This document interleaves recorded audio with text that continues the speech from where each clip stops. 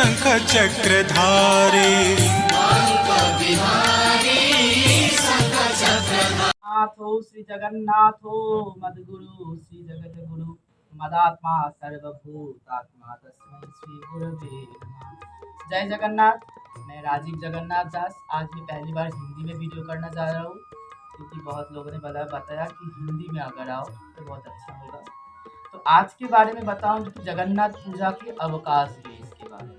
अवकाश पूजा, महाप्रभु का जब मंगल आरती होते हैं तब महाप्रभु का मायलामा नीति आते हैं। मायलामा नीति का मतलब है महाप्रभु का जब पूर्व वस्त्र वो उसको खोल रहे हैं, उसको कहते हैं मायलामा नीति। उसके बाद महाप्रभु नित्य नैतिक कर्म करता है। ये नित्य नैतिक कर्म ही अवकाश पूजन है। आप जानते हैं अवकाश पूजन में महाप्रभु से या ऑरेंज के पार पड़ते हैं, पट्ट वस्त्र पहनते हैं। तो अवकाश पूजन में राजीव जगन्नाथ दास से आपको मैं दिखा रहा हूँ अवकाश पूजा के बारे में छोटे खाते कुछ टिप्स।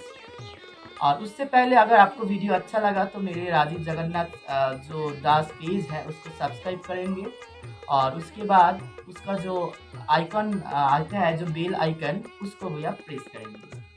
तो पहले क्या होता है, हम जो नीलाचल योग का जब पूजा करते हैं हम लोग पहले शिखा बंधन करते हैं। जो ब्राह्मण लोग हैं वो गायत्री मंत्र से शिखा बंधन करेंगे, और जो ब्राह्मण नहीं है वो अगर आपके पास शिखा नहीं है फिर भी आप मस्तक में फूल रख सकते हैं। ब्रह्मवाणी सहस्राणी शिववाणी शतानी च विष्णु नाम सहस्रेण शिखा बंधन कराम्य। तब इस मंत्र से शूद्र लोग आप शिखा बंधन कर सकते हैं। उसके बाद आप गंध शुद्धि कर लेना। गंध शुद्धि वो आप डिटेल्स पूजा में आपको मिल जाएंगे। तो गंध शुद्धि के बाद आपको सूर्य अर्घ्य देना पड़ता है। सूर्य अर्घ्य देने के बाद आपको सामान्य अर्घ्य स्थापन करना पड़ता है। उसके बाद आप लोग द्वारपाल पूजा, शंख निधि, पद्म निधि, नंद सुनंद जय विजय गंगा यमुना लक्ष्मी सरस्वती ब्राह्मण लोग वास्तु पुरुष सबका पूजा करना चाहिए। गुरु आदि सबका पूजा, द्वारपाल पूजा। उसके बाद आते हैं महाप्रभु का भूतपसारण, वो बहुत काम आते हैं, वो नित्य पूजा में आपको मिल जाएंगे। तो आपके नियरेस्ट जो बुक है पूजा सामग्री बुक में। अच्छा, महाप्रभु का अवकाश वेश का जो मेन चीज है, जो महाप्रभु दंत धावन करते हैं। आप लोग को पहले जानना पड़ेगा महाप्रभु दंत धावन के पहले क्या करते हैं। आप लोग पीठ शक्ति न्यास मातृका पहले तो आत्म प्राण प्रतिष्ठा न्यास करना पड़ेगा।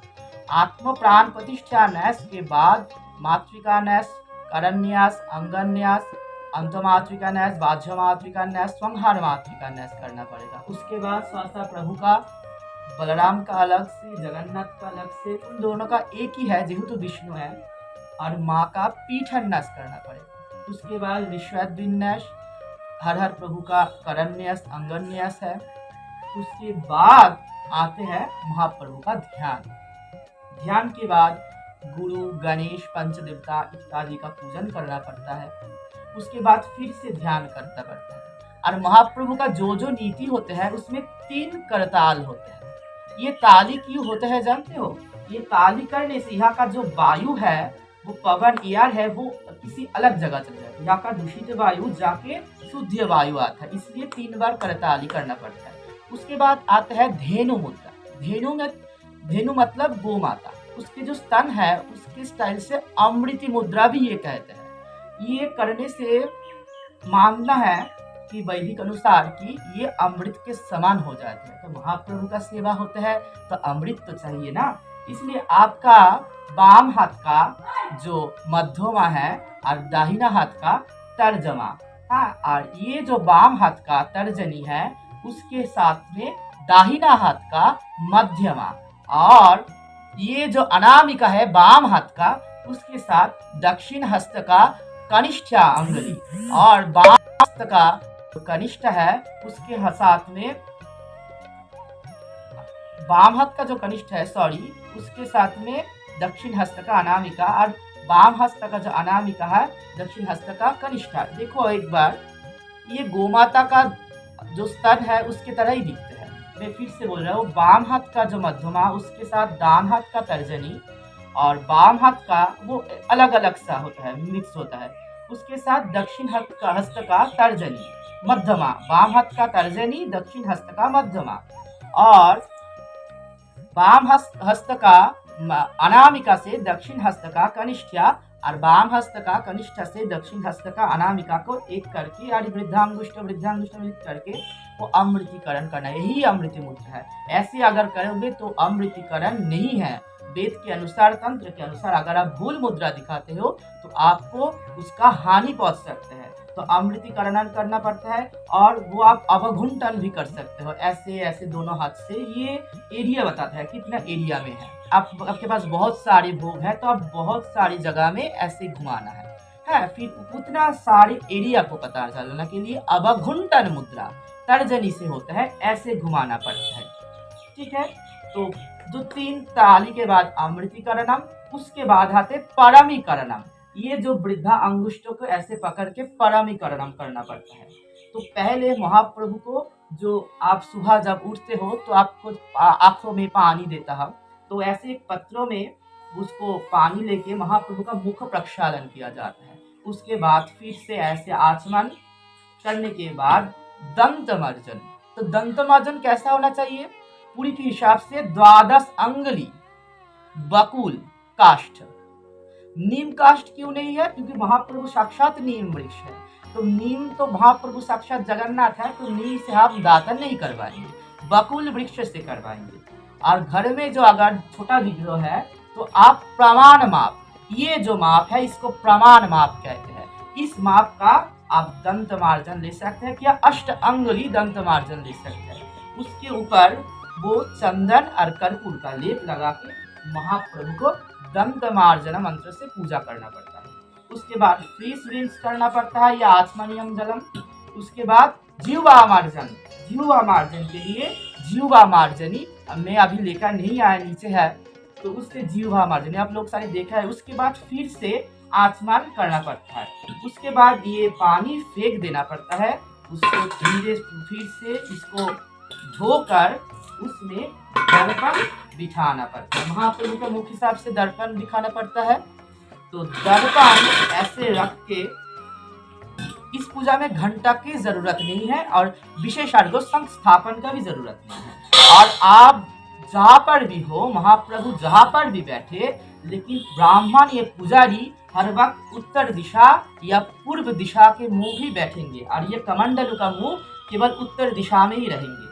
अब जो बैठा है दर्पण, दर्पण को पहले अमृतिकरणम करना पड़ता है, परमीकरणम करना पड़ता है, बोलना पड़ता है कि बलभद्र महाप्रभु मुखारविंद, अगर 3 पुजारी है, नहीं तो फिर से जगन्नाथ सुदर्शन आदि सर्व मुखारविंद यहाँ गच्छता, और सुभद्रा मुखारविंद यहाँ गच्छता। उसके बाद बलभद्र जीव को पुरुष सूक्त के पहला हिस्सा सहस्रा शीर्षा पुरुषाः सहस्राक्षसः सापा स्वभूमिं विश्वत्वृतात्विश्वाहाद्वसांगुलम, इस मंत्र से स्नान करवाना पड़ता है।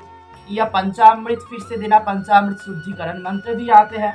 उसके बाद गंध चंदन फिर इसमें मार्जन करता है। जैसे हम लोग नहाना के बाद हम थोड़ा गात्र मार्जन करता हूँ, इसलिए गंध मार्जन करना पड़ता है। तब मंत्र है गंधधारा दुरादर्शम नित्यपुष्टम करिषिणीम ईश्वरीम सर्वभूतानम तमियोपह। कितना सुंदर, देखा ना। उसके बाद फिर से नहाना पड़ता है। ऐसे ऐसे 3 प्रभु का स्नान होता है। पहले बलभद्र जी का, अगर आपके पास एक ही दर्पण है तो एक में ही 3 का आवाहन कीजिए।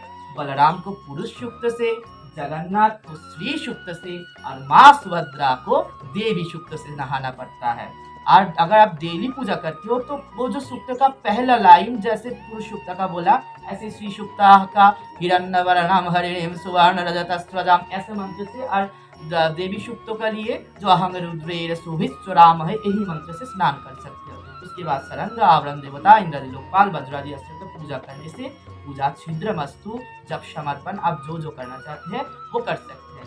पहले ही जो पूजा खत्म करने के बाद अवश्य ऐसा प्रभु में नाक और वो आपका आता है सर, वो भूमि में फेंकना जरूरत है। क्यों? हम लोग मानते हैं महाप्रभु का पूजा करने के लिए क्षमता मेरे पास नहीं है, वो तो चतुर्मुख ब्रह्मा कर सकता है। इसलिए मैं महाप्रभु कहूँगा कि मंत्रहीनम क्रियाहीनम बुद्धिहीनम जनार्दना यत् पूजितं मया देव परिपूर्णं तदस्तु मे। मेरे पास मंत्र बुद्धि भक्ति कुछ नहीं है प्रभु, मैं आपके इच्छा से थोड़ा सा कर रहा हूँ। ये करते ही ये अवकाश पूजा एक संक्षिप्त से आप लोग को बोल रहा हूँ। अगर आपको अच्छा लगा तो मेरे प्रोफाइल को सब्सक्राइब देना और जाते जाते बोलना जय जगन्नाथ।